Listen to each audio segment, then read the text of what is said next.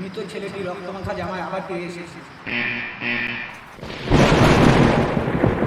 যে ছেলেটি 3 দিন আগে মারা গিয়েছিল সে হঠাৎ স্কুলের বারান্দায় রক্ত ভেজা জামায় দাঁড়িয়েছিল।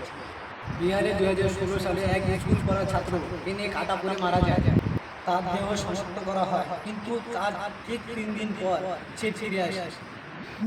স্কুল বারান্দায় বন্ধুরা দেখে সে দাঁড়িয়ে আছে, তাকিয়ে আছে সোজা চোখে, আর তার স্কুল জামায় এখনো তাজা রক্তের দাগ। তাকে দেখে অঙ্কের একজন শিক্ষক জ্ঞান হারান। একসাথে 12 জন ছাত্রছাত্রী একই দাবি করে, স্যার ও তো 3 দিন আগে মারা গিয়েছে। ভয়, আতঙ্ক ও কান্না, স্কুল বন্ধ করে দেওয়া হয় 1 মাসের জন্য। পরে বলা হয় এটি হয়তো মিস এডুকেশন, কিন্তু গ্রামের লোক আজও বিশ্বাস করে সেই ছেলেটি স্কুলের বারান্দায় ঘোরাফেরা করে। সিট নাম্বার 17 আজও খালি রাখা হয়, কারণ ওর জায়গা নাকি ওরই প্রাপ্য ছিল। আজকের মতো এই পর্যন্তই। আপনারা দেখছেন গ্রাম রহস্য। দেখতে থাকুন, জানতে থাকুন, সতর্ক থাকুন ও সুস্থ থাকুন। জয় হিন্দ।